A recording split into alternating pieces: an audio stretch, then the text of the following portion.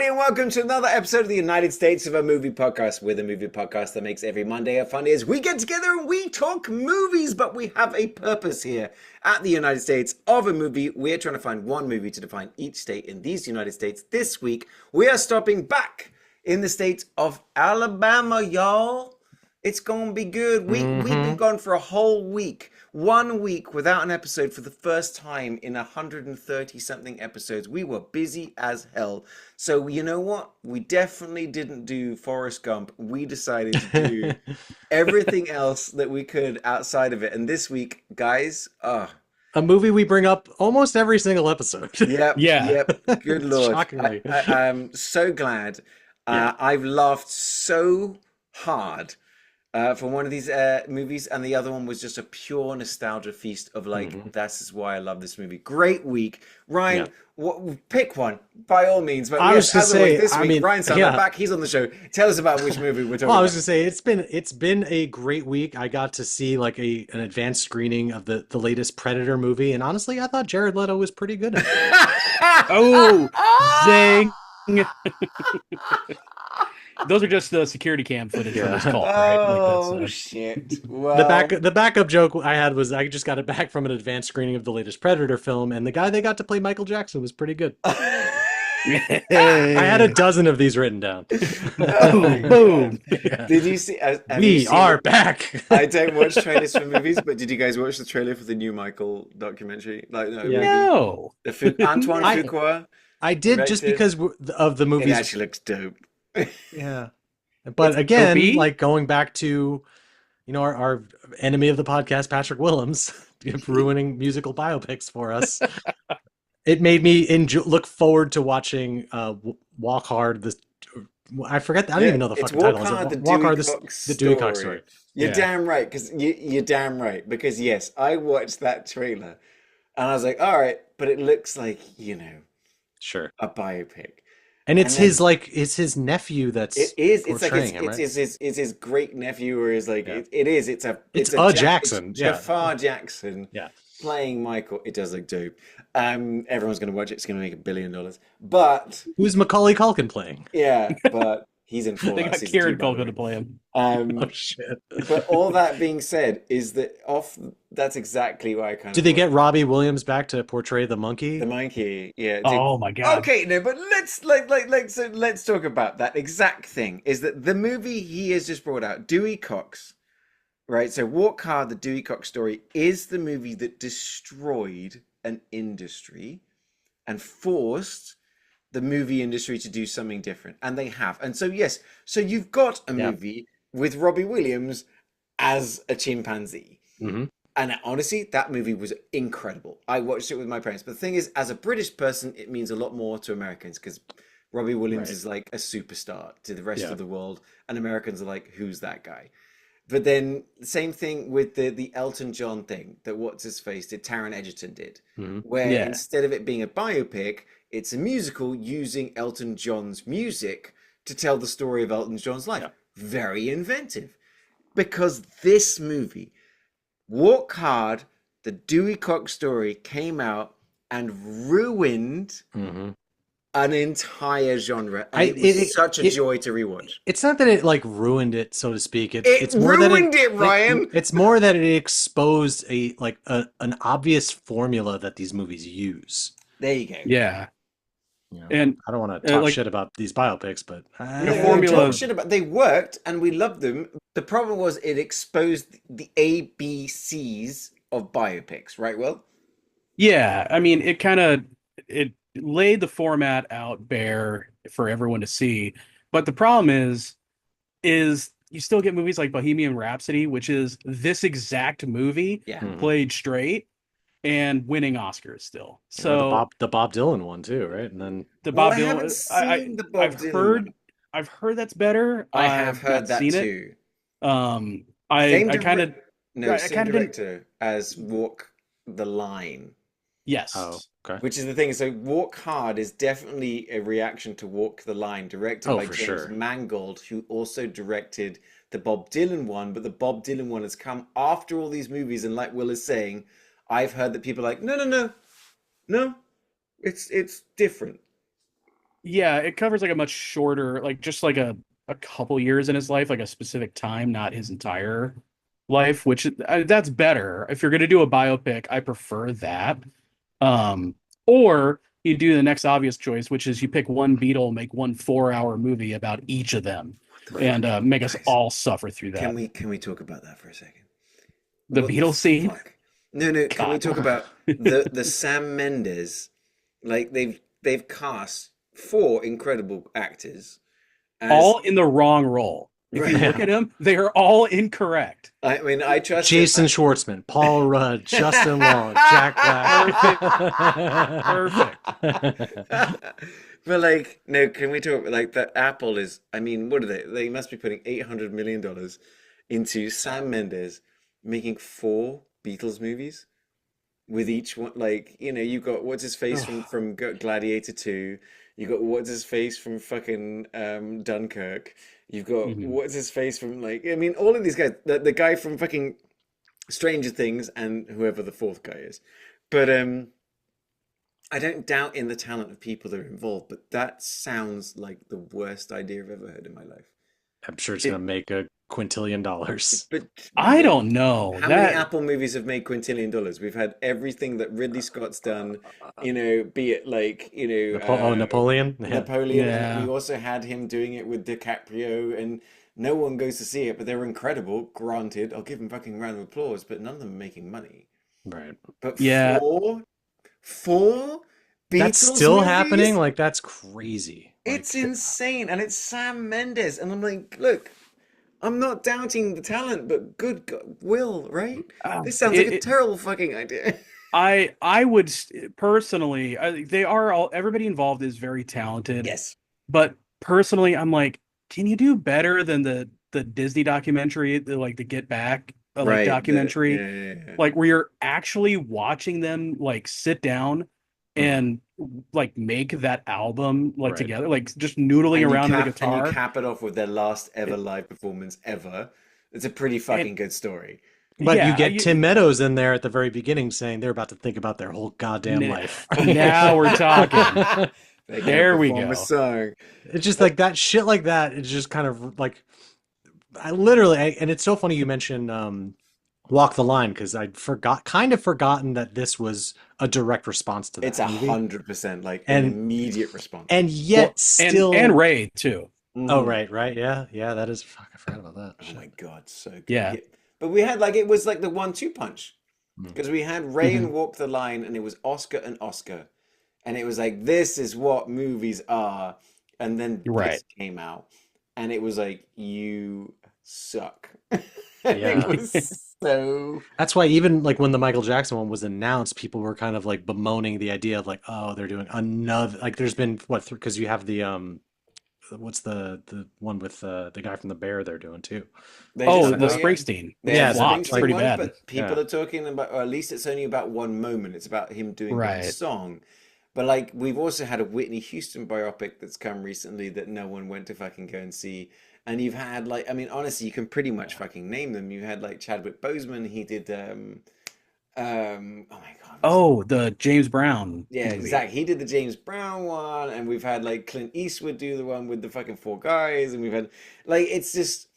But then you've got Baz Luhrmann doing, and I love it. Elvis. Elvis rocks. I'm sorry, Yeah, love that yeah. movie. It's like just an absolute. And I think where that one differs is just that how hyper stylized it is. That's You what I know, love like it about it. still does Yeah. follow a similar It's formula, like but doing mushrooms, but I'm sober. Is the only way yeah. I can describe Mhm. it. It's like I'm on drugs right now, and I But love now, it. like you watch all of these movies through the lens of Walk Hard, and it just kind of That's takes the magic out of it. Like, he walks in and he just learns the blues, and plays the or guitar like it's crazy. or Yeah. it adds the magic to Dewey Cox. Because it's Mhm. Yeah, like, and that's the thing that I'm like, I'm sitting there. My very first note is 2 minutes in, already laughing. yeah, It's savaged three different classic biopics already. that the fact that Dewey Cox isn't regarded as a classic of its own is the biggest travesty of this entire movie's existence. I think it's grown in cult status for sure. No, you're not wrong. And I haven't seen, it's crazy because I haven't seen this movie in so long. Because I kind of wrote it off as like another biopic, but watching it like again with fresh eyes, I'm just like, this might be one of the funniest fucking movies I've ever seen in my life. Oh, good. It's one of the best pastiches ever. Mm-hmm. And honestly, before we started like recording, we were talking Star Trek and we were talking about Galaxy Quest. Yeah. Mm-hmm. Galaxy Quest is a pastiche, an homage, and also one of the best examples of a Star Trek movie. Yeah. Mm-hmm. Walk Hard is a piss take, an homage, and also one of the best examples of a musical biopic. And yet somehow the music fucking rules in this movie. The music's really good. Like it has no right to be.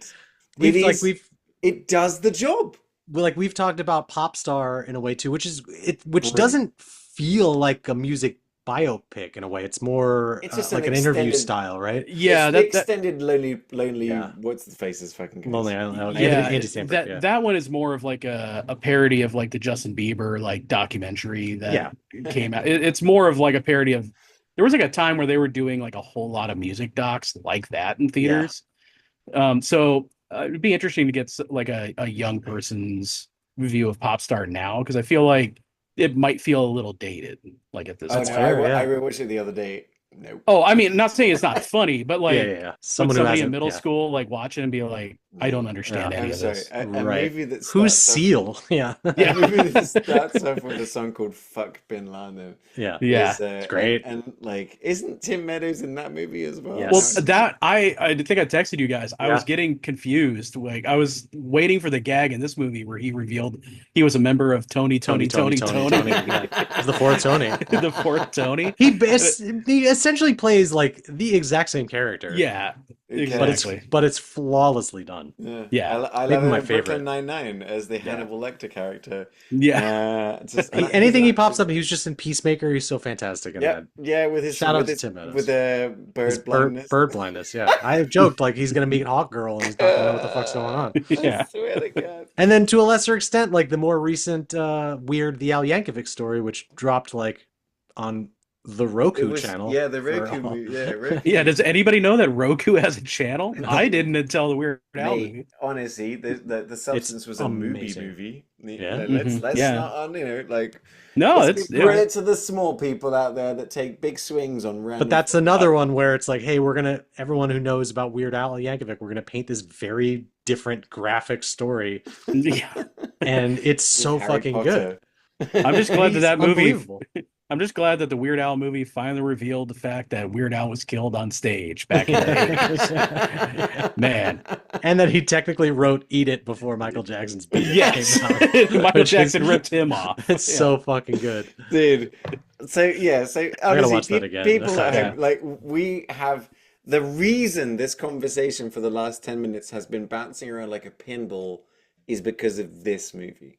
Yeah. Walk Hard, the Dewey Cox story, was such a disruptor in the industry that we have now ended up with so many movies that are just swinging big, because this movie exposed the absolute just ridiculous bread and butter, milking it for Oscars, just easy, just feeding it to you kind of movie that existed, that we all were like yum yum yum yum yum yum yum. And then you had some Dewey Cox and you were like, I never want those cocks in my mouth ever again. But that's the best part, is that movie starts with, they make like 3 cock jokes like in the first 3 seconds of just like, where are these cocks? We need some cocks. If we don't have these cocks right now, like, okay. The swinging cocks, yeah. And it's like, the swinging cocks dances and everything. And then Tim Meadows turns up and it's great. And it's just exactly the way that Walk the Line is shot. And it's like, wait. Dewey Cox needs to remember his entire life before he goes on stage. And it was just like... It's so fucking good. Brilliant. And so then we jump to Alabama. We did it, guys. I was worried, yeah. We spent 15 minutes in Alabama, and it's worth it. But you know what? It's fucking worth it. And we get one of my fucking. I couldn't get over it, guys, because the kid that's playing Dewey Cox is fine. But the kid playing Dewey Cox's brother deserves an Oscar for the amount of joy that he has about. I have so much life to live. There's nothing we can. And he's just going around like living he's just grabbing snakes and doing ridiculous things. But the deadpan nature, like the almost like, airplane Leslie. Oh Lee yeah, for sure. Yeah. deadpan Very much of this kid going, I got so much life to live. I'm going to become an astronaut and I'm going to play professional football. And I'm like, give that child an Oscar. Yeah. It was That amazing. like everything leading up and knowing it's coming still, like Doesn't care. the outcome of that makes like because all of this happens in the first I counted 4.5 minutes of this movie. Incredible Like acceleration of story. I had tears rolling down my face from the Immediately. opening Yeah. of this. Like And unfortunately, that kid suffers from the worst case of cut in half that the doctor has ever seen. God damn it. It's So just stupid. I love the it. level of just they don't pull away from the joke. Mhm. Just this kid escalating the more inappropriate and scary and ways to die, and he's always just it's like in that pastiche of a World War II movie of this is a picture of my family and when I'm done he's just Yeah, talking about the it's things he's fucking- gonna do oh, when yeah, he it's- grow up yeah, and he's yeah, just doing everything he can The fucking dead help. meat tag. I died so much. Like, have you guys seen the new Predator movie? No. I'm hopefully gonna go see it tomorrow. Okay, I might so go. I'm not really spoiling anything if you've seen or heard anything, but There's a there's there are there's all but at the very end of this, the dad predator has a line that calls back to like this movie. He's like, looks like the right kid died or he killed the right kid, and I was like, Jesus fucking Christ, that you can't escape the walk hardisms. It was so fucking good. Well, that Predator he's a blues singer, right? Like that's the plot of the new movie. I'll go see it as long as there's no fanning in it. As long as there's not one fanning in the movie, I'll go see it. There's two, Utah. There's two. But yeah, no, we get Anyway. this movie. Just the level of jokes and the continuous nature of like Will was saying, the child accidentally gets cut in half, and the doctor coming goes like, he's got a particularly bad case. You know, Dad doesn't like us playing with our machetes. Like it's just it's so fucking stupid, and on paper Mhm. should not work at all. But the Mhm. fact that like it's such a solid script, it's acted so well that It's it done like deadpan. They take it seriously. yeah, they really do like an airplane for sure. It's just it's got that, which is really difficult to do. No one is winking Modernly, at like- camera. Right. Yeah. It's brilliant. And you just have like very serious actors playing these very serious roles. Or very It's silly, just silly roles. like John C. John C. Reilly. Like when we discovered that he was a comedic genius was, I think, one of the greatest things that ever happened in like movies. Yeah. it- People Oh yeah. Him people going forget. Like he was a Yeah. really dramatic like big actor. time, and he's turning up in Scorsese movies, like he's in Gangs of New York, and it's like Days of Thunder. Days of Thunder, right? But then he also, but it's when he did it was Talladega Nights, Yeah. and everyone was like, that guy's hilarious. Like he was always character actor, always. I thought you were gonna serious. say Holmes and Watson. the one none of us saw. But like, yeah. Like was Talladega Nights, did that come out before he started doing like I think stuff it with was Tim and Eric? I think Step Brothers was the no, first. Talladega Nights was before Step Brothers. No. But I'll when bet was- you money? Keep talking, but I'm googling it. Yeah, And I'm when like, was he? Because I kind of started to notice that he was really funny when Tim and Eric started doing like It's probably a bit later, but like Dr. yeah. Brule with him Yeah. and because he did Talladega stuff on. Nights, 2006, Step Brothers 2008. Wow, I for sure Okay. thought Step Brothers was first. No, like I said, it was Talladega Nights was when we were like, everyone was like, that guy's funny. Yeah. Because everyone was talking about, oh, that's hilarious because he was in Days of Thunder. Right. Mhm. You know, so that was the whole connection. But like, Mhm. that's where no one, and that completely changed the trajectory of his life. Like, Yeah. as far as movies goes. But then he gets the lead with Dewey Cox. And it Which- doesn't make money. It doesn't. It's It so failed. funny. I was watching this movie too, thinking I'm like, as him for I was thinking to have him as the lead versus someone like a Will Ferrell, who's like a major box office draw, does not work. Like he is what Right. makes this fucking movie works because he's playing this shit very seriously. Hmm. But he's also Yeah. singing. Yeah, super He talented. is Dewey. It is Yeah, Zinker. Yeah. he brought It out the would Cox in all of us. Too soon? the dumb jokes don't stop. It's Yeah. great. God, yeah, everyone in this movie is just killing it. It is like one of the funnier because Apatow he wrote and produced it. I don't think he didn't direct it. Um, No. He didn't s- direct it, but he Is wrote it and produced it, Is yes. it a Kasdan do this one? I don't know who directed this. I will figure that out. Keep going there. Yeah, but of that time period, like this is one of the funnier, like up there with Sarah Marshall and all that, where I'm Yeah. like, this is S tier comedy. Um, But it's Jake but still Kasdan. just like it's weird enough too. It's got that like I think that might also level be of why I didn't obscurity too. Like we talked why about it with didn't right. like break We through. talked about with like Wet Hot American Summer or They Came Together. It's just a little too abstract and absurd for a more broad audience. In a way, I would say, but you remember when I was talking about that one, I was like, say, that I thought that especially they came together was they were making fun, not like, and almost Yeah, ridiculing us for liking it. Whereas this one is like, you're they're, along for the ride. Yeah, yeah, as in, no, Mhm. no, it's ridiculous, but we can all agree it's ridiculous. It's yeah. like, the thing is, Yeah. like I said, you're watching it as a movie fan going, no, you're right. Yeah. You're just watching it. No, Well, no, no, you're Yeah. right. well, because I think the big difference, you picking up on that with They Came Together being just kind of mean towards the genre, is a lot of people are fans of romantic comedies. There's nobody who's like my favorite genre is musical biopics.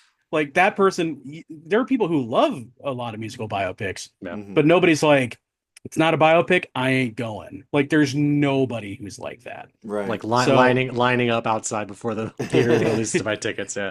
right. No, nobody's pre-ordering the Bob Marley biopic tickets like weeks in advance, you Right. know. So let me like reestablish like our understanding of John C. Reilly, who like now in the 2025 lens is this guy who's done a lot of comedy, he's very funny, right? So pre Ricky Bobby 2006, we're talking about things like Casualties of War in 89, Days Hilarious. of Thunder 1990, Hard Eight 96, Boogie Oh, Nights Hard Eight. Yeah. 97, Oh yeah, Boogie. Magnolia Yeah.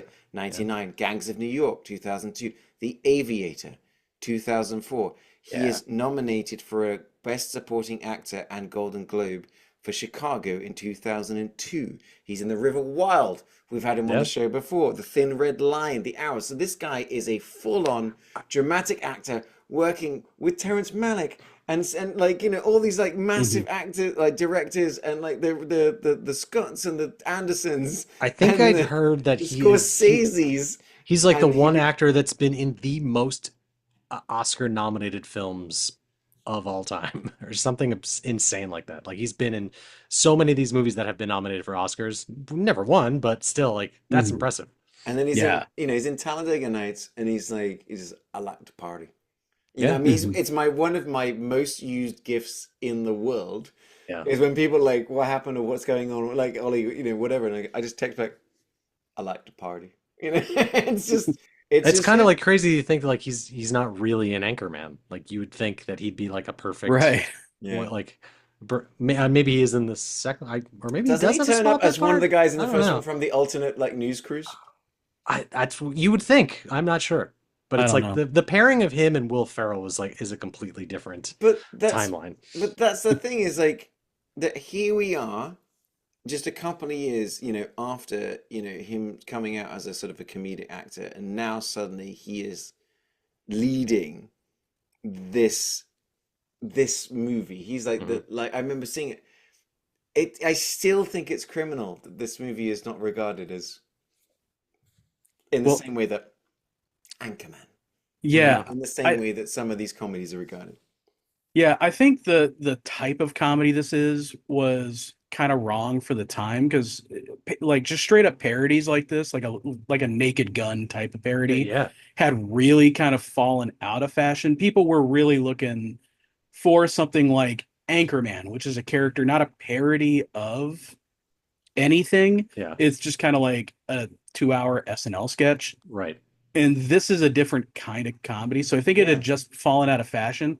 And the reason why it plays better these days is we're back fully in the, Naked Gun parody. Like everybody is on board once Yeah, again. this weirdly became like a very timeless movie in a Yeah. sense. Like 100%. like Yeah. you wouldn't think that this movie from, what'd you say, 2009, right? 7, I think. 2007. Yeah, 2007. Wow, it's almost the 20-year anniversary of this motion Shit. picture. It just kind of gets renewed every time somebody puts out a kind of bland. You can't. It's always in the biopic, conversation. Yeah, I you agree. know. But it's So, still yeah, it's the fact too that it's done so very well and still holds, like, the jokes still hit. It still holds up really fucking well. Well, I think it's because it is referencing other timeless movies, but it's just in kind of the way that I've talked about, like how the first Scary Movie. By the way, have you seen the cast for Scary Movie 6? All the originals are back. But the first Scary Movie is the first, like it's funny. It genuinely is, and it's like it's poking fun. This is like that level. Yeah. It's using the same style, the same moments, the same genre, the Versus same, like lighting.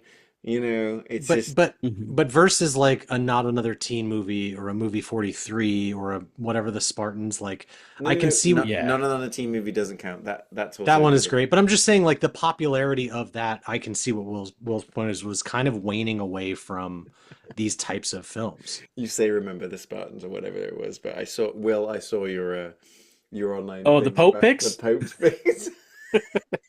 God, the Pope has got some weird The taste. Pope let me tell announced you. his favorite movies of all time, and Will tweeted, "Oh, I know what they are," and he had like one of them was like was- the Spartans movie. It was Meet the Spartans, Alf, hell yeah. Declassified, Norbit, and Norbit. Texas Chainsaw Massacre: The Next Generation. Oh, I fucking love that movie. That's the McConaughey one, right? Yeah, I like that movie. Pope's a weird guy. He's got a freaky taste. What can I say? Not a single Sam Neill movie, for shame. Yeah, you'd think. But You can't like my movies; they won't let you. But so is it like we've been talking around what card, but let's talk about what card. I was hoping we'd avoid just going into a quote fest and just going scene for scene. 7,000 fucking. Oh yeah, my God. it's so hard because I think we say the wrong kid died all the time on this podcast. Right. Yeah, and seeing it from this, like, but it's in this, it becomes such a running gag that by the fourth one where he's just leaving, he's like, wrong kid died, or or Kristen Wiig, his wife, is just like, yeah, you'll never make it, or you'll never be anything. After he's famous. I love you. You'll never see Wiig. me. I forgot she was in this movie, but that's the one I texted you, Ryan. It's like, it's the casual nature when she's like, okay, bye. You'll never make it. By the Love way. you. You'll never. Yeah. But the second, like, his mom shows up to the talent show, played by, or is it? Oh my God, I forget her name off the top of my head. But when she's like, "Where's my beautiful 14-year-old son?" Margot Martindale, thank you. And he just turns around, he's got the curls. And in the next scene, she's holding like 2 kids, and she's like, "I'm 15 years old." Like, it's just, I love that it doesn't even remotely attempt to explain that he is a 40-year-old man or however old. But that's what makes it so funny. The only other movie I've seen that did that was the New York Shock Jock movie. Oh, had the Howard Stern one. Private Parts. Yeah. He plays himself as a teenager and reference. It's actually a very fucking good movie. It's a great movie. Yeah. But like that was the kind of like it was interesting how because he just played himself as a teenager and everyone goes, like, just go with it. They do it in Saw where they have Jigsaw just wear a fucking backwards hat and he's got the fellow kids like motif. Oh yeah, they did it seriously in Saw, which they did it in there's an episode of Always Sunny where they flashback and Danny DeVito's character is playing a 12-year-old boy or something. And it's just him with a wig. It's always great. A good gag. It's great. Yeah, it's never not funny. Yeah, but like this movie goes so fast and so hard. Like just like looking at my notes, looking my whole screen on my phone right now is not even the first 10 minutes. It does go Of like, just because like it it's hits 2 minutes in. it hits every genre. It's It's like going. these, like It's we're in the a '60s now, and he goes, we're in the machine gun. '70s. It's like we go from we're already laughing. He's classically just messing with all biopics opening. Then we Mhm. got So Much Time to Live. Then we go particularly bad case of being chopped in half. I'm forgetting his smell blindness. Yeah, yeah. So it's just like he's got When smell. Jane Lynch is interviewing him, like, Yes, you I ever was gonna bring stop and that up. smell the roses? Fucking I can't hysterical. fucking smell. Yeah. And then like him sitting down with those like two guys and immediately picks up the blues. And then, Yeah. Mhm. the first time he performs when he's a teenager, brilliant scene because The whole "I want to hold your hand," the whole "Hold Your Hand" song. yes, I Yeah. just like the Hold Your Hand song. And And it's I like the love thing that is I love that all the songs are just blatant ripoffs of very popular songs. 100%. Yes. Well, so is every song But ever then made. once oh, I know, but then he gets to the Bob Dylan part, and they're, aren't you just ripping off Bob Dylan? Like they call him out on it, and it's just, of course they do. And he's just saying random words. Yeah, And it sounds like a Bob Dylan song. You're like, yeah, okay. random banana rocking through and a You hear monkey. that, Chalamet? But like the bit where he's 14, he sings that song, and like it was cracking me up because in the Elvis movie, the one that we're talking about that comes after this, when he's singing, the women are just like they're literally just frothing. Yeah, yeah, yeah. But in this one, they just start tearing their clothes off, and A it's fight breaks out like in and then, Action USA. It's dude, it was insane. so Yeah. funny that we end up with like nudity fighting, vomiting, the devil's music, Yeah. pitchforks, and I was like, "Oh my god, you've hit every movie ever made Then it about cuts back music." to they're in the house, and Kristen Wiig is like, "I'm your girlfriend now," and he's like, "Well, yeah, I pointed at you in the audience." Like, it's just every I'm like doing Cox's 12-year-old girlfriend. it's just everything. Like it is so Naked Gun. The jokes are so rapid fire that it's. I'm so glad to rewatch this because I didn't retain a lot of these jokes, and they're so Mhm. fucking good. Like Yeah. so my brother, he was a famous rock star for a while, and I was around him and some guys in music, and they were talking about how ridiculous. There was one particular scene from the Queen one, Bohemian Rhapsody, Oh yeah. where where the bassist, the kid from Jurassic Oh, Park, yeah. boop boop boop boop boop boop boop, and they just start like making a song, and these actual musicians who ever made a song from scratch are like, that's such fucking bullshit. Like that's Mhm. not how it happens. And my favorite part, like, at the beginning, and that's my nose. I don't think it's so annoying how well this skewers every single movie hmm about how like they're in the recording studio and and they go, it's done. Your career's over unless you can come up with something in the next Next 15 30 seconds, seconds. yeah. Right. And like And making up a song, and the guys go, we've never heard it, and they just make a song well, happen. he's got the classic "Follow My Lead." Yeah, You yeah, just yeah, and know. everything. Well, And I it guess cuts I'll back do to the recording booth, and they're just kicking their legs up and celebrating. Ah! But I Wait, love the bit when he learns the blues as the young boy, and he yeah, stumbles at first, but then he immediately gets it. But he's got this like deep deep grassroots. voice. But even the three guys that are watching him play are just like they don't even question it. They're just like, Dude, yeah, all right. it's Yeah. all played like so. What It are the is. It is. as what were the three Jewish characters' names, Ryan? Oh my God! It was Mr. L'chaim, L'chaim. not And that Manischewitz. It was was Harold Ramis, right? I uh, lost my. God. What did I say? It was yeah, fuck, I can't remember. You get to say them because you are Jewish, so it's okay. It was I know L'chaim for sure. It was This way Schmendrick. you do the Jackie Chan voice now. L'chaim, Schmendrick, and then oh my God, there was another. Ugh, I can't remember. So funny. And then you cut. Yeah, I mean this movie. It's even that like he walks so hard, and the way that He it's comes up with the title of it. Yeah, it it's just stares off. just my It's God.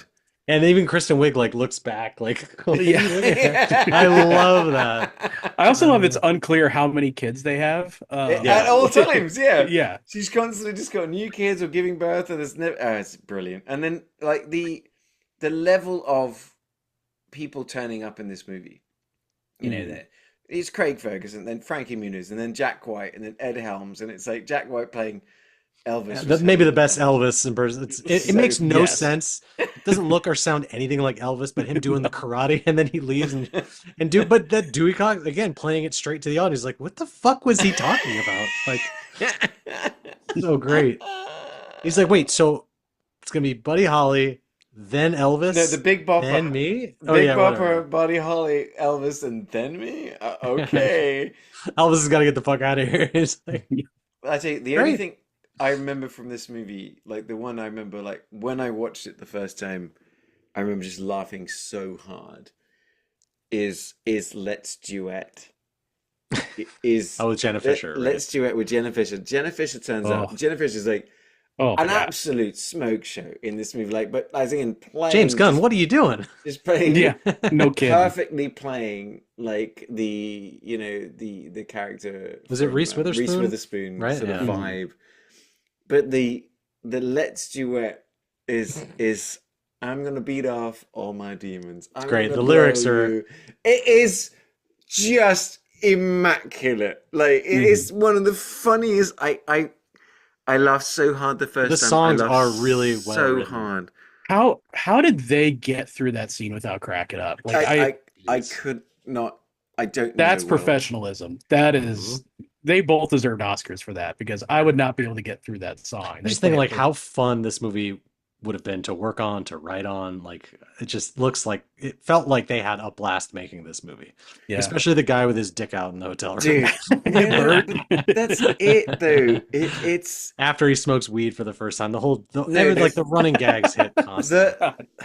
The it's a scene I show to everyone. Like the Dewey walking into the door, like I said, opening the door, and like I said, Ryan, you're nailing it because it's the joke of someone gets accidentally introduced to drugs by someone from their band, and they take it from weed to cocaine to whatever to PCP to heroin. To Like they pills, yeah. it's always escalating. But the funniest one is the marijuana one.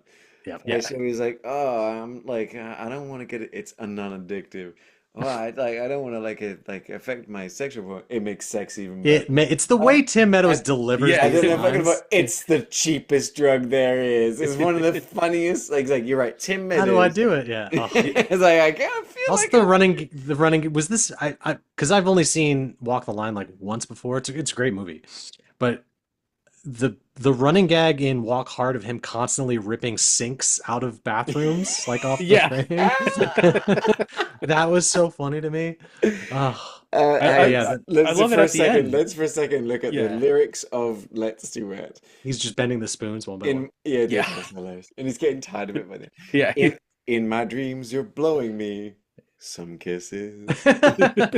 Great. You and I could go down in history. That's what I'm playing. You could do. And it's like, I'm going to beat off all my demons. Yeah. That's what loving Jesus is all about. I just, it's incredible. Like, It's so good. the movie is incredible. So Alabama. I'd argue you can't get more Alabama than that song. The bit where he marries her and they're like later, like, did you notice he's wearing 2 wedding rings? Yeah. Yeah. It's fucking great. That's when Kristen Wiig shows back up. It's like they're Yeah. about to consummate. Yeah. Or Ugh. like the when So when good. Jenna Fisher and him finally, like the scene where they finally have sex, where they spend about 3 minutes, like he goes to kiss her and she backs away, and Yeah. she goes to kiss him and he backs away, and then they kiss and then slap and kiss. I'm just again, Will, like you're asking, how does an actor get through that scene? I Ugh. just it's Real pros. astoundingly funny, just Yeah. astoundingly funny. What the other thing I found interesting going back to Jenna Fisher is the line kind of towards the end of the movie when they're older, and she's like, "Here I am at 50 years old now." Yeah. And then I looked it up. Jenna Fisher is 50 years old this year Oh shit. and looks so much better. They got it way wrong with her age makeup. She looks amazing. I think that's on purpose. It looks so Yeah. bad, like comically. They both Yeah. of them look very comically bad in that. There Yeah. was a couple of things that the during the oh my god, it's so stupid. But during the Bob Dylan era, and Yeah. when he The Short Panthers. the Short Panther Yeah. That's God. exactly what I love that they like come around once they hear the song. They're like, and they're yeah, like, all right, yeah. Yeah. And it's like, when it comes to Short Panther Party, That was I genuinely want wild. to jump out the window. That for was everything. wild. You get But that. You get the Bob Dylan bit. You get like then he the goes through his Beatles bit, the his Beatles experimental music bit, phase. where he's in India with Paul Rudd, Justin Long, Jack Black, and Jason Schwartzman playing the Beatles. And just honestly, Justin Long is the best one as George.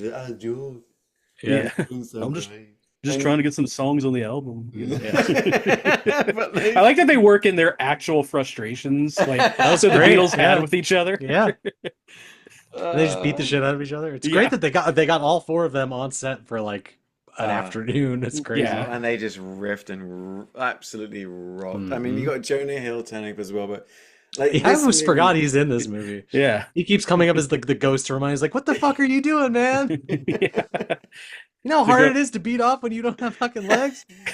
You got a ghost dick, like some shit like that." I was like, "Yeah, it's fine." I swear to God, like if you are listening to this or watching this right now and you haven't seen Walk Hard, the Dewey Cox story, it's just Then you've been really confused the last it's 30 years.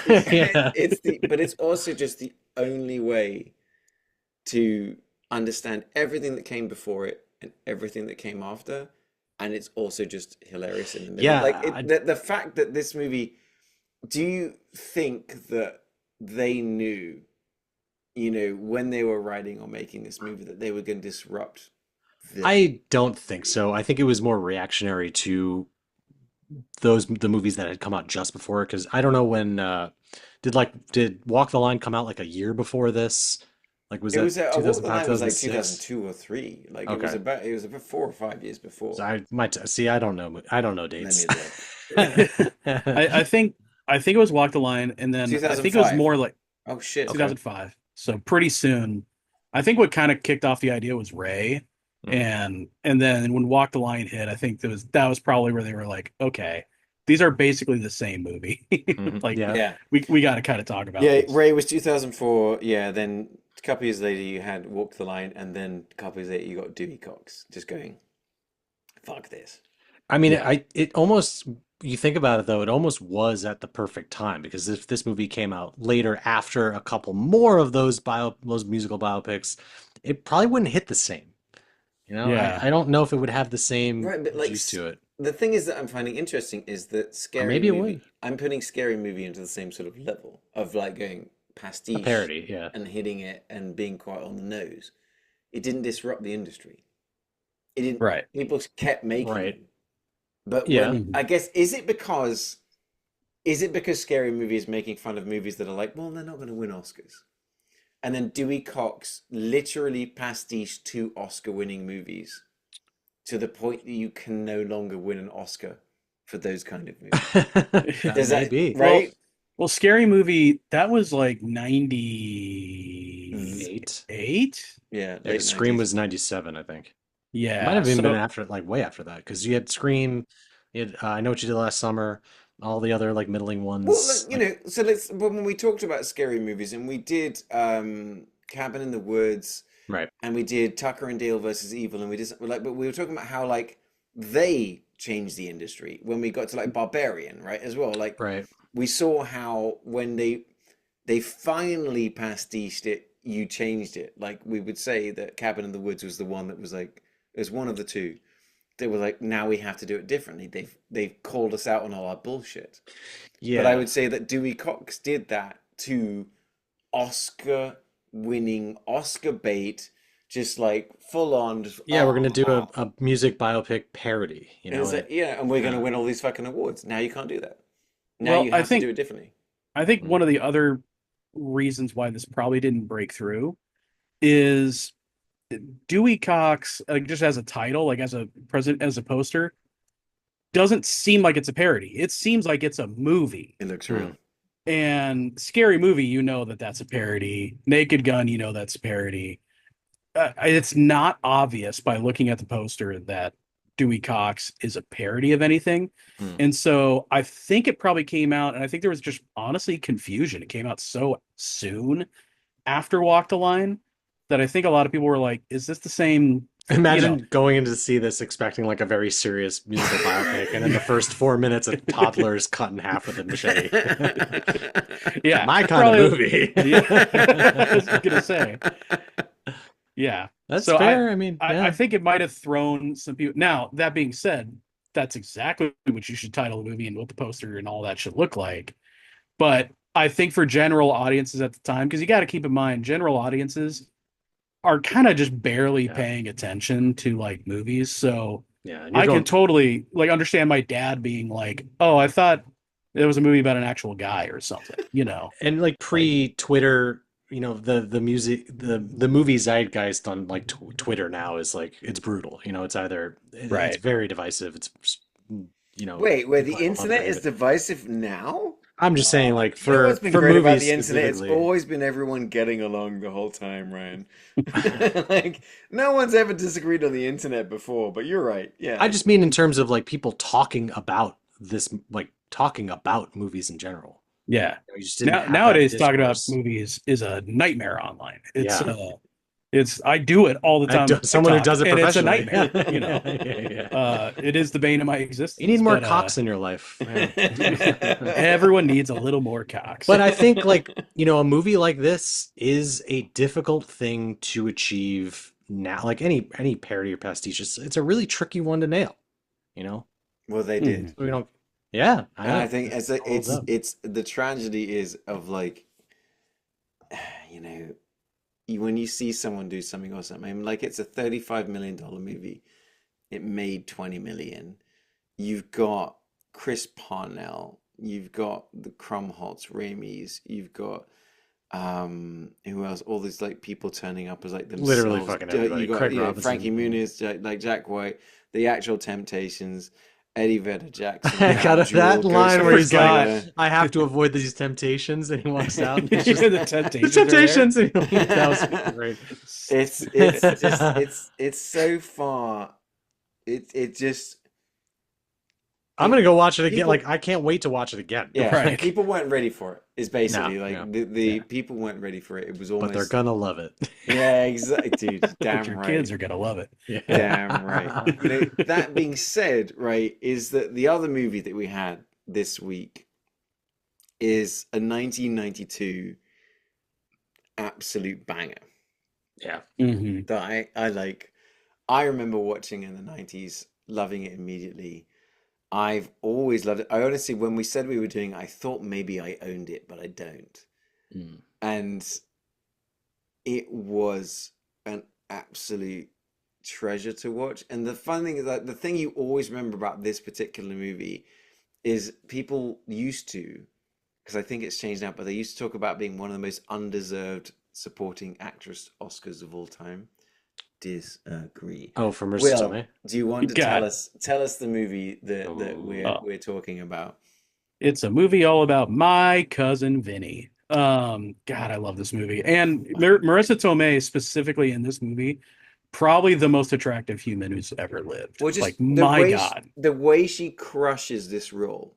Mhm. Like I said, so She's this so has been, good in this. she Yeah. has like so to clarify to any of the younger or less The youths? informed the youths Auntie that might Utes be out there. listening. Yeah.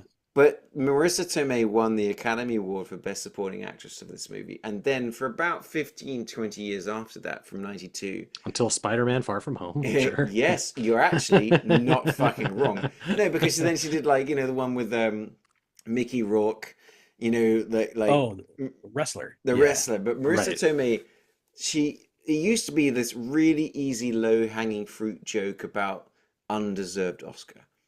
But I really do appreciate that now that time has gone, everyone was like, nah, she crushed it. Like, she crushes it. So My Cousin Vinny, a 1992 movie that is honestly, to anyone sort of our age or older, is quite legendary. Yeah. Of just it being a courtroom comedy, if you will, absolutely just linchpinned by Joe Pesci, Pesciing the absolute living fuck out of it. You've got Marissa Tomei and him being the the fish out of water in the Alabama Ocean. They're engaged in this movie, which really gives me hope. It's Oh my God. I was gonna say, talk about setting unrealistic expectations for me. Like, but my it's God. like this movie is so similar in a way to Doc Hollywood. Yeah, well, actually, you're not wrong. Yeah. Throw Doc Hollywood on top of A Time to Kill, and you've got My Cousin Vinny. Yeah. Mm-hmm. And it's like, it's a movie that it's great. Because there's so much television is made from like courtroom drama or courtroom whodunit, how they're gonna get out of this. But this situation of we throw just deep Alabama is the entire first opening 8 minutes of like the opening credits and the music. You've even got a song going deep in the South. We're just showing free dirt, free manure, free this, that, and the other. You got Ralph Macchio and this other guy. So we just like we've completely immediately programmed ourselves for East Coast kind of like New Yorkers City kind boys of vibe. So and then it's a brilliantly well put sort of like the way they set up that opening scene that we know they're innocent. We watch the whole thing. Mm-hmm. And then we see the circumstantial nature of how they get themselves fucked. And so we always know they are innocent. Which is so ridiculous. Like it's ridiculous. It's all a misunderstanding, but it works so well. But no, that's the thing is what I want to say, Ryan, is like sorry. No. Like I said, but it's rewatching it. I think it's almost underestimated how well this movie sets up a premise, lets us know from the beginning. It's not like we're wondering, oh, who did it? Right. We spend the whole time they didn't. Yeah. Yeah. And still keeps us on the edge of our seat. And they just drip the information. And they give us little things of like the car getting stuck in the mud, little things of like people's knowledge. It doesn't spoon feed it to us. It just gives you hey, did you see that? And then by the end of the movie, it all pays off. It's brilliantly written. It's brilliantly written and directed. This movie, fucking banger. I haven't seen this movie, God, in like 30 years, something like that. It was so refreshing to see, and like just how sweet and wholesome and like really funny this movie still is. Yeah, quite a turn for for Pesci as well, because he's not playing like a heavy threatening guy. It's he gets kind of typecasted as a certain like type of guy, and I think this movie plays with that pretty well. But he's not a gangster in this movie, and he's not threatening, but turning in a really good, sweet performance, and so I don't think he gets quite the credit for like how kind of subtly different he's playing it than normal. I was surprised on revisit too, because I grew up knowing Pesci from like Casino and Goodfellas, like shit like that, and seeing him in this. Everybody knows him. Yeah, of course. And like, so this was like actually really, like you were saying, really refreshing to see him play like an actually endearing character who's not like a on good it dude. all the time. Yeah. Like he's the cousin, but he's the cousin that Of Ralph came Macchio, from the rough upbringing, but then went to law school. Yeah. He's like the successful cousin, if you Passed will. the bar like, after the sixth time. Hey, six times the charm. But like it's like Will, the way you're sort of talking about is that bit where he's talking about the His judge. mentor. Yeah. Yes, the way he talks about his mentor and being like, and he's got that kind of affectionate thing. And like, again, there's not, we've talked about this in other movies before when we talk about perfect movies. And I'm going to say that this one is definitely sort of pushing into that kind of realm. It's very perfect adjacent. There's no wasted wasted time or wasted scene or a wasted line. That if he does say something, it feeds into the character or feeds into what's going to happen later. If something happens in the movie, be it, like I said, their car getting stuck in the mud and we see how a differential works, right? Like it's all explaining what comes later. Even when it comes to his cross-examination of the characters, we only get about 30 seconds of one 10-second scene for these three people where he just asks a question, but we don't get the answer. It's all set up. And I was watching it, and it's like, that's when, we talk about this a lot. I'll talk about this a lot I've never made a movie, but there are times when you can stand on the outside and go, holy shit. Like, that's clever. wow, that's a really clever bit of editing. That's a really clever bit of writing. And then you add on all that, and then you put great performances like Joe Pesci and Marissa Tomei. That's why My Cousin Vinny is like, oh shit, that's a fucking Yeah, I mean, great even movie. like, and everyone that's interacting with him, like even Fred Gwynn at first is kind of charmed by him a bit. Like even the competing lawyer who is the coach in the Mighty Ducks. Like, there's a Yeah. lot of people in this movie who we've done on other movies. I didn't make a list because I was just too busy enjoying this film. But Mhm. Lane Smith, you're Lane talking Smith, about. yeah, there's Yeah. like usually in a role like that, you would have him doing like some really shady, unscrupulous things. Right. It doesn't really. No, he's It's just being a also prosecutor. yeah. He's not like the dad and son-in-law. The only other movie I Well, remember him from. well, yeah. I mean, the thing that really sets this movie apart is, from a legal perspective, a lot of lawyers love this movie because it gets it right, Hmm. in terms of legal accuracy. And the drama comes from not them making up all this silly, like A Few Good Men is a good movie, but a terrible representation of like how a courtroom operates. The drama comes from all the little things that can frustrate a case and that can, again, they're innocent, like you were saying, Ollie, but the movie is like, okay, but how do you prove that in a court of Mhm. law, and the frustration that goes into a Right. defense trying to prove it? That's where the tension comes from. And Mhm. it's not making up any of those steps. It's they definitely consulted with real lawyers. Like, how would you do this?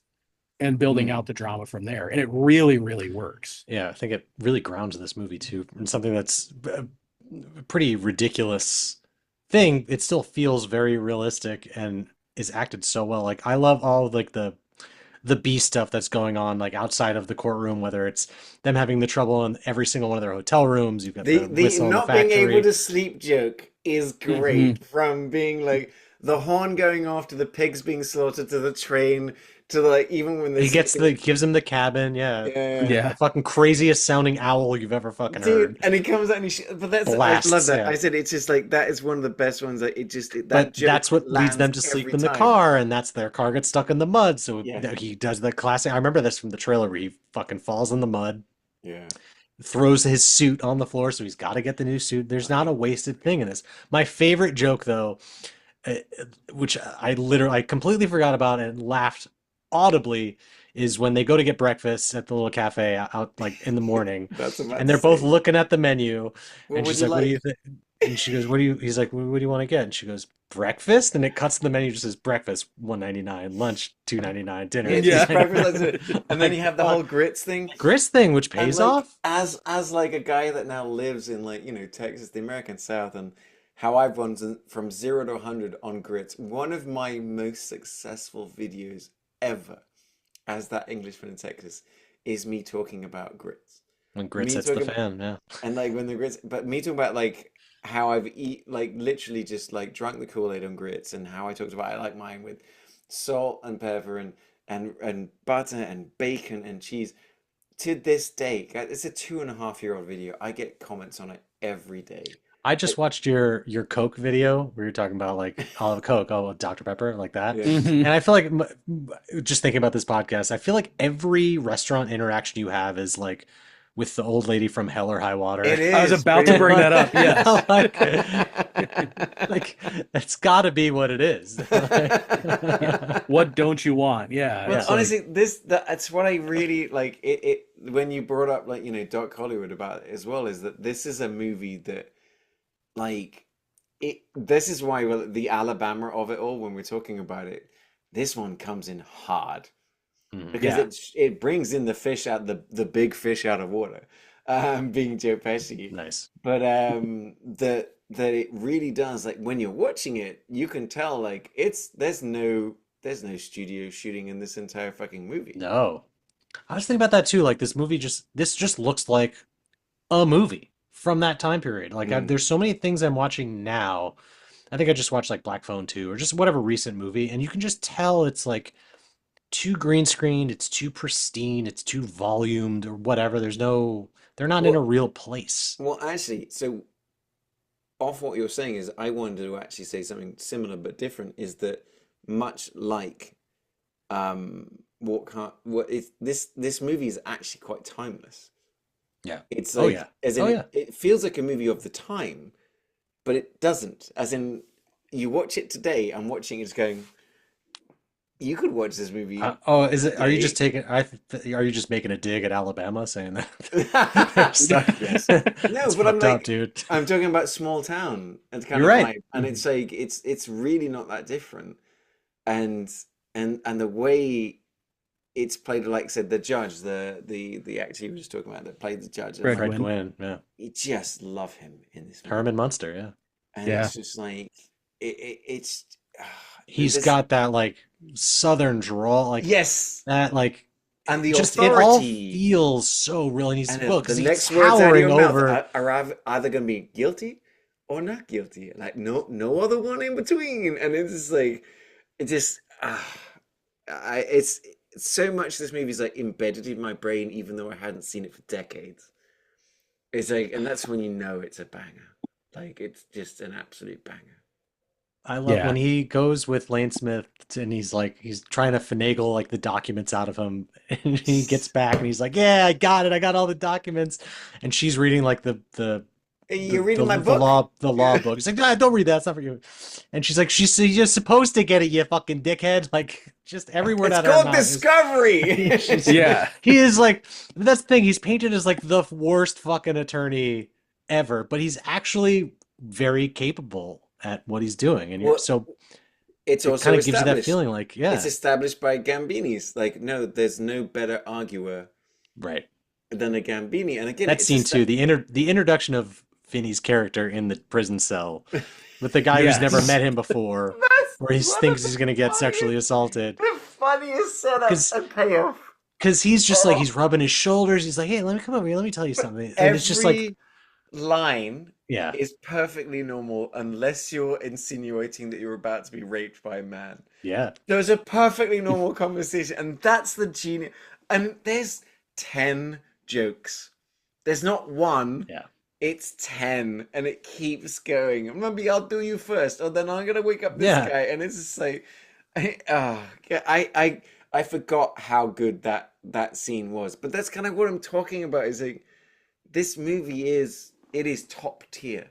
It's Yeah. top Yeah. tier when it comes to I movies. dare I say it is I after didn't just come rewatching down here to it's get jerked off. You know what I mean? It's just like, what a it is line! it's a perfect movie, I think. Yeah. Like I think it's up there. I'm with you.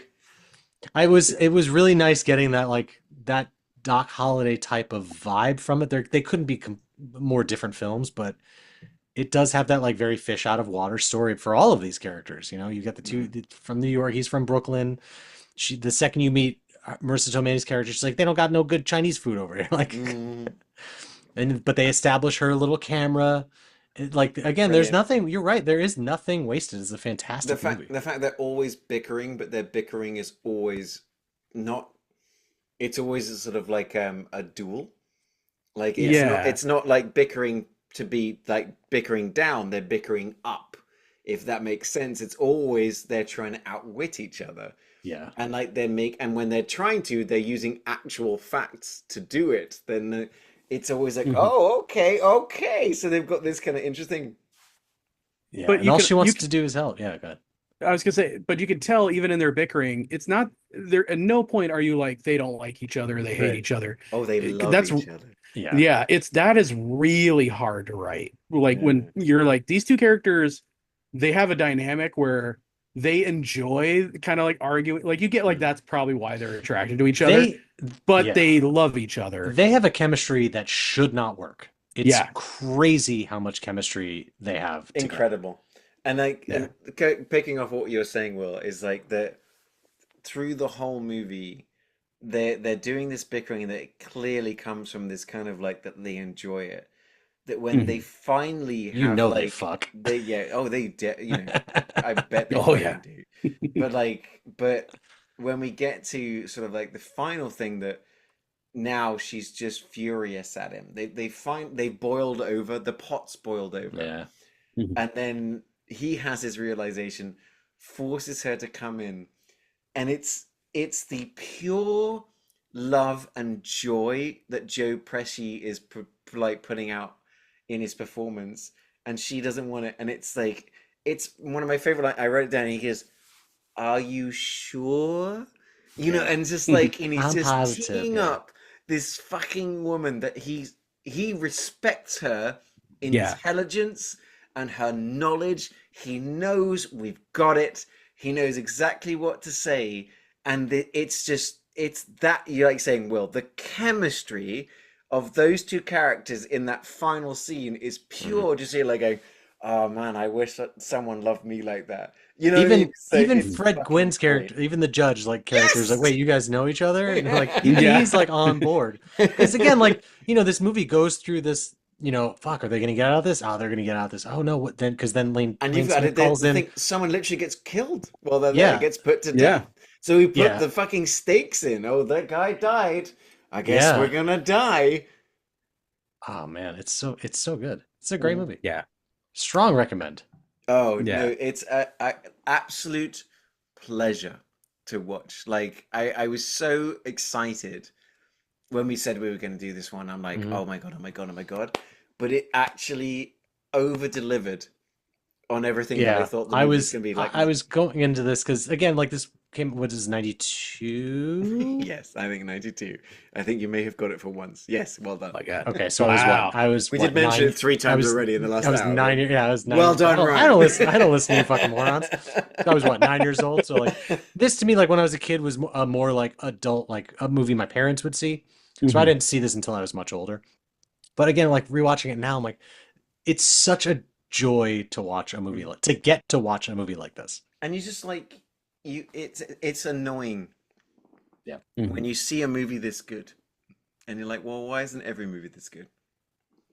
Yeah. Why They just don't make mid-budget type of films like this anymore. Well, I know what you mean, and you're not wrong.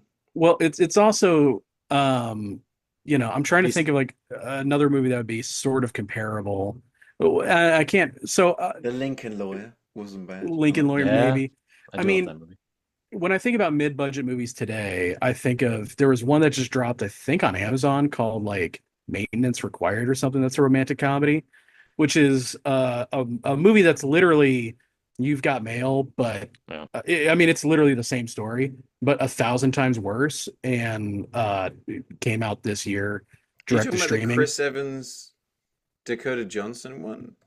No, That's no, The no. Materialist. That's Materialist. This is starring the gal from Riverdale and a guy I've never seen before in my life. But this is the only kind of like mid-budget example I can think of where it's clear that they wrote it as quick as possible. They casted everybody on pure looks, like these people are super attractive, and then just kind of crapped out a movie, and it sucks. And it's like, if you just take that same budget and just take a little bit more time to actually craft a movie, you get something like this, which Well, I'll tell you what. Did you see Anyone But You? Yeah, I started to. Yeah. I fell asleep. I was very bored. I did too. Really? Just I watched it with Tio. $25 million movie. But this is what we're talking about. $25 million movie made $220 million. Yeah, because Like- nobody makes romantic comedies anymore. Yeah. But that was no. People are starved for it. No, so I agree, but no, that's what I'm agreeing about. Where like, but this one actually did. Like, I watched it with Tia. It was very funny. it was genuinely. It was a it's perfectly much ado about fine nothing. movie. It's Yeah, another thing. It's another one of those like we're taking a Shakespeare and we're redoing it. Yeah. That one. yeah. The problem for me, like I said, I was getting kind of bored, and also a big thing with romantic comedies is they can't both be the most attractive people on the planet. That really kind of puts it into like as unbelievable as a Star Wars movie, where you're just like, really, these two people are not going to hook up, the two most attractive humans I've ever seen in my life. Okay, Imagine though they tried making this movie now, and the promotional shit they were doing with Sydney Sweeney and Glenn Powell, but doing it with Joe Pesci and Marissa Tomei, and they're like photographed on a yacht together. Like, oh, are they? I'm in. Yeah, and Marissa Tomei leaves her fiance. Is she dating Joe Pesci? Like, what's going on? At least one of them has got to be, someone in the pair has got to be a Joe Pesci type in order for it to be believable.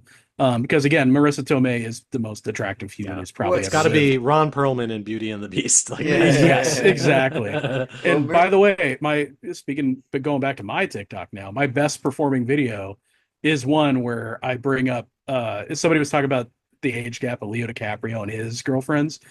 And then I bring out like yeah, that's like the age gap between me and Marissa Tomei. So we're all cool with that, right? Like we're fine with that age gap.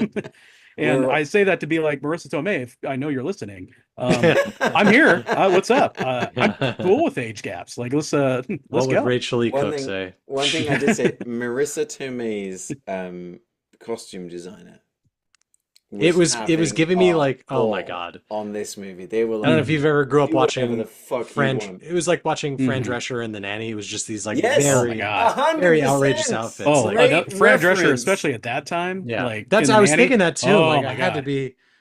Oh, God, she's so good. again, the voice. I guess I have a Yeah. thing for that voice. Like, Yeah, assertive Italian American woman. yes. So, Mhm. God. Or Man, Joe the Pesci. screenwriter came up with What are we this talking idea about? while a college student. Fucking Oh, that's well upsetting. played, sir. Mhm. Director Jonathan Lynn actually has a law degree, and so that's why the Oh wow. proceedings are quite There we go. realistic. When you think about Um, it, it's such a simple plot for a film, right? Very. But you Yeah. surround it with experts and all their like the filmmaking, the script on this is impeccable. Everyone is acting their heart out. Like even all the people, like they get The up on the witnesses. stands. Yeah, they're so think great. about how quickly. So the cross-examination of you've got the guy that was making his grits. So we've established grits, right? That the Mhm. grits is a funny scene, but that takes 15 minutes to make. You don't need Right. so boom, like the dirty windows and the glasses. Hmm. But the fact that we do that it was about 8 minutes. We Mhm. do his cross-examination of the three witnesses. That we had the setup and the payoff of them doing, and he asked one question, and it's like thing is they say that from a law perspective, it does an excellent job and very succinct expression of criminal, the Yeah. criminal justice process. Yeah. By asking a question, setting up, having an explanation, boom, on to the next guy. And that's like cool thing is like it's again like what a great thing for his character of we've been kind of riding along with we're seeing him and his wife and his Mrs. bickering and we're seeing him making his mistakes. We're hearing about him. We've even got the friend not liking him anymore and getting Yeah. the guy from like Short Circuit and the whole Yes. Yeah. stuttering. What a great scene. But then I we forgot about that. we watch Vinny do his thing, and you're like, we as the audience are personified by that guy going, "I want that guy," like Yeah. we're all like, "No, this guy's fucking great. Yeah. Give They us do, more Vinny."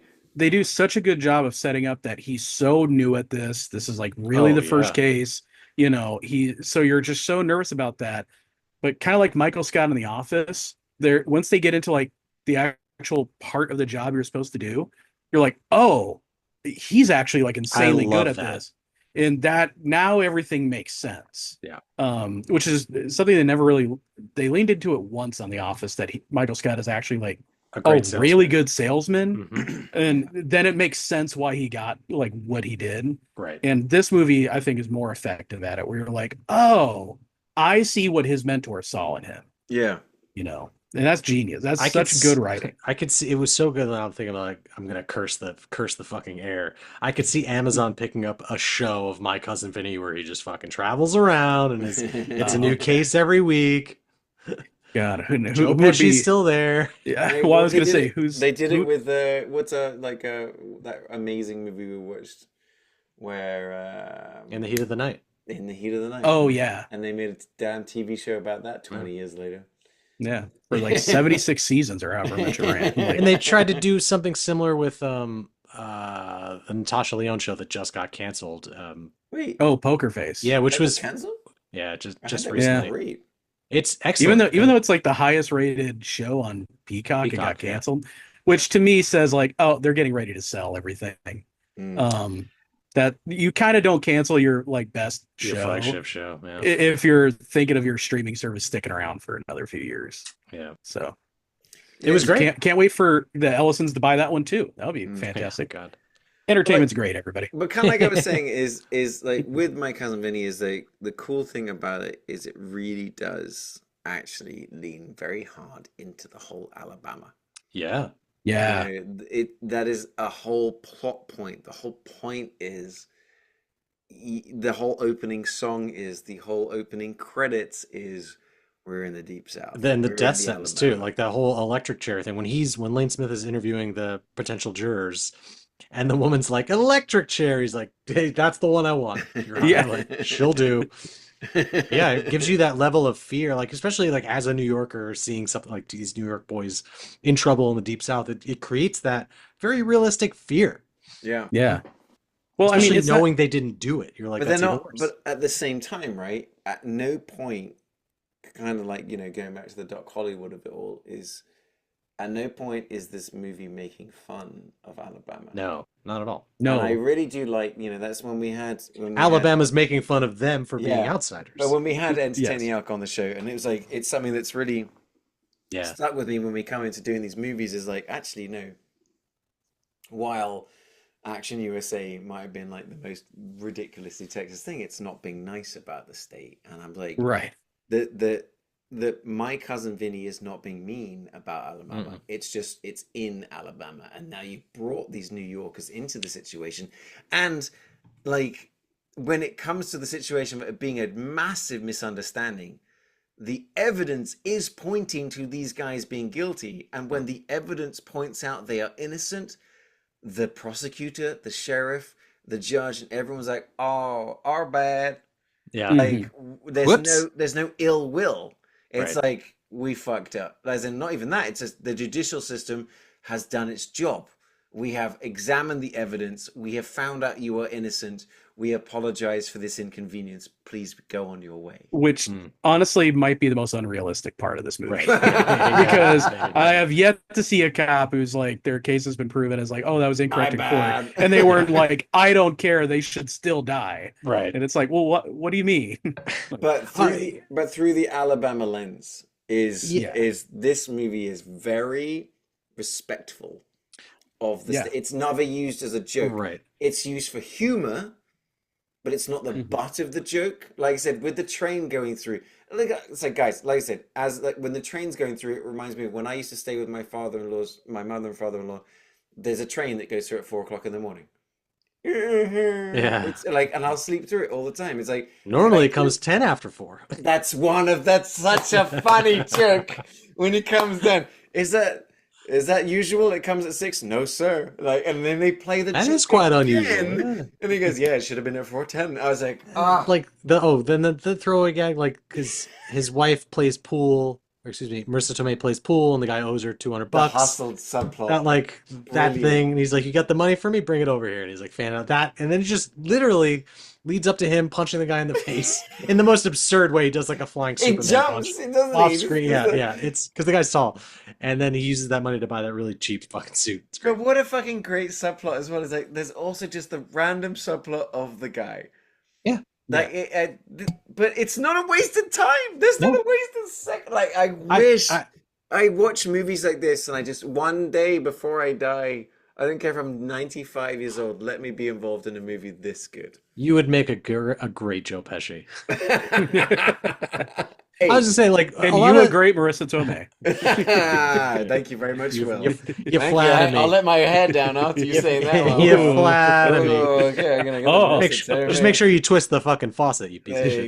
you go. Another thing I was going to say, a lot of times I wrestle with this watching this, like, whatever state we're doing.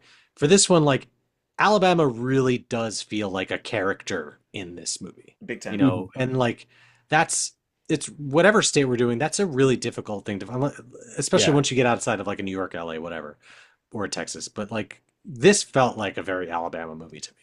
Yeah, no, Yeah. and that's kind of what I want to bring up because like when we did last year, Big Fish is what a great movie, and I mean like it's one of Will's favorites. It really is an absolute banger, and the kind of like the Alabama of it all is almost mystical.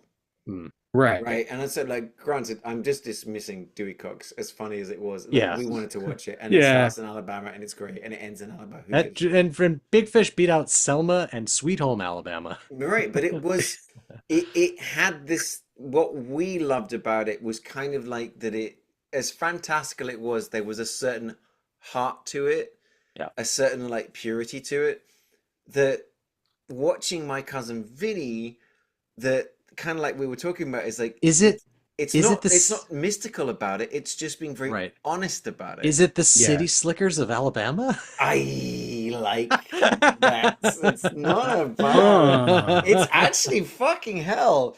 That's a really good way of put. But yes, if like fuck. Well Marissa done. Tomei is the Curly of this movie. Oh fuck! Just as hot. I mean, I'm only saying that That's because great. I really don't remember Big Fish that well. Well, I know it's one of your like favorite movies. I just honestly don't remember. Well, the thing about it is that, like, again, like it's it was a year ago.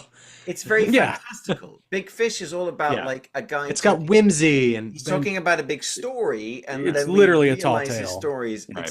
exactly. But it had that kind of purity of like the romance of where he was from. Whereas right. My Cousin Vinny is just the fish out of water. But like I said, the best part about it is at no point are they're not making fun. No. The element of breakfast, lunch, and dinner is very real. The hysterical. grits of it all is perfectly normal. The way that everybody knows each other in the small town, it's all very authentic. So Mhm. I just, this was the kind of like the dark horse of the kind of week of just like, I'm watching it going, I forgot how Alabama this movie Yeah. was. You know, And yeah, I mean, I even watch it once you get past the 4 minute mark of Dewey Cox. I knew, I'm like, I know it doesn't really have a leg to stand on, Sure. and or I two. did not care. Yeah. I didn't care either. I was just happy to be there. I mean, the I was whole like- bottom half had been cut off. Yeah, in the that's machete. right. That's what's that was the joke. Yeah. Someone's paying attention. But yeah, I mean, I just resonate more with My Cousin Vinny as the more Alabama movie of the two. 100%. Yeah. But I'll Yep. say of the three, and I think Yeah. it's no, for me. There's not even the point of the debate of it. It's like Yeah. it's really cool movie that really Mhm. does a good job, and like the understanding of the different culture, but while being very respectful of it. Banger. I mean, I want to go to that diner. I want to. Oh my! I was thinking as a Yeah. designer, like when I design menus for restaurants and stuff like that, which is could be a really tedious process. Like what I would give for a client to be like, "This is my menu options. We got breakfast $1.99." Yeah. It's just these three things. But also, but I don't know if you guys noticed, both of these movies say the title of the movie in the movie. Yes, that's Yes, true. they do. It's like, who are you gonna call? Hey, My Cousin Vinny. And then I'm gonna walk hard. The Dewey Cox story. So does Big Fish. Big Fish, they say the title of the movie in the movie That's too. right Oh, at the shit. end. Well, Fucking And- Alabama. Yeah. They get it. And They- Superman 4, The Quest for Peace. No, Say you really are Superman 4, The Quest for Peace. Son of a bitch. He's Superman for us all. So we're all in agreement that this I think so. Dark Yeah. Horse, absolute banger of a movie. I think this is going to be a tough one to top Yeah. going into the bracket. It's How many- I'm doing it as well. I'm agreeing with you. I think this is definitely in that perfect movie kind of realm of just like, you guys crushed it from tip to top, from left to right, from writing, directing, from casting, the lot. This movie rules. Yeah. Absolutely rules. So we're doing it. Yeah, the new champion here, Alabama. It's knocking off Will's favorite movie, Big Fish. The movie did very well last year when we got into the draft, but we are replacing it with. I mean, listen, if Marissa Tomei was in that movie, we'd be having a very different conversation. You know, and I think this means that Marissa Tomei owes me a phone call. So Marissa, I am available Please. whenever. Please, hit me up. That's okay. She's an Oscar-winning, super famous actress. She's good. But 1992's. Listen, my best performing TikTok. We can make incredible TikToks together. Come on. It'd be great for both of our careers. My Cousin Vinny is the new champion here at the United States of a movie podcast for Alabama, at least until we come back around or we find a better movie to do it. Speaking of other movies set in Alabama, yes, we've done Selma. Yes, we've done Big Fish, My Cousin Vinny, Sweet Home Alabama, but there are other movies that we circled. I can only think of Forrest Gump. That's usually Forrest the Gump is first the one one. we've definitely been avoiding. Yeah. That we could probably, it is very I tied feel to like we'll Alabama. have to. To Kill a Mockingbird is It's the not my one favorite Zemeckis movie. it's not anymore. Oh yeah, To Kill a Mockingbird. Yeah. To Kill a Mockingbird is one we've been circling. Like we almost pulled the trigger on But that Joe one. Pesci's not in that one. No, he's not. Like that's how we ended up with My Cousin Vinny. Was That's like, right. wouldn't it be like a courtroom but with more Joe Pesci in it? Yeah, Yeah. let's do it. Get Out. Oh right. Jordan Peele's Get Out has that kind of Ooh, like yeah, that it vibe in does. there, as well as It another one does. we can do. Gerald's Game, but that's only shot there. So we'll see. So there were some, like I said, like even the combination of the Forrest Gump, To Kill a Mockingbird, and Get Out means that even next year we're going to have a hunt like absolute bangers to watch for Alabama. So I'm interested in that one. I'm interested in seeing where we're going. Though, where are we going? Is Minnesota? Minnesota next week is where we're going to go. And we finally, I think, like the pressure, like we're finally admitting defeat about Minnesota on this one. Yeah. We did have. What was our champion last? Is it like the Grumpy Old Men. Grumpy Old Men, right? Mhm. Oh, yes. What a movie! Just Mhm. what a movie! Ugh. But when I talked about it, when I put my video out, everybody in the comments was talking about one particular movie that was so obvious that we didn't do it, but we're going to do it this Grumpy time. Your Old Men. Purple Rain. Yes. Purple Rain. Yes. Oh shit! We should Yeah. do that one. I need to change. I forgot what the other one was picked. What are Yeah, what are me we too. talking about? No, we're doing it. Fuck it. I'm changing my choice. That's what we're doing. We are doing Purple Rain. I've Rain. never seen it. I know nothing about it. Another biopic. No, we're doing it. We are doing Purple Rain because I was going to say let's do Jennifer's Body, Oh, which right, is like a right. movie I've Oh, heard yeah. incredibly cool things about. I say no, it's an underrated movie that no one got the satire. And like I love that kind of idea, like things like those Paul Verhoeven movies where people are like, wait, that's what they were actually talking about. Jennifer's Body, apparently big satire. No, we're not doing it. We're doing Purple Rain. Bang! It's happening. Purple Rain done. Wow. And then we're also doing Ryan. Which one are we doing? It's the code. Fargo. We're doing Fargo. So we're gonna dump. We're just going neck deep in Minnesota, but in two different ways. We're going Fargo on one side, Purple Rain on the other. We're holding. We're gonna do Jennifer's Body the next year we come back around. I thank you so much for saying that because I would have killed I myself. don't know how we missed it. No, thank God. I was just talking about it last week. That's going to be amazing. All right, Minnesota, it's happening. I'm more of an under next the week, cherry guys. moon guy. I don't know. Is that the black and white one they did? Yeah, Like, oh man, the one nobody saw. That's it. That was his blank check one.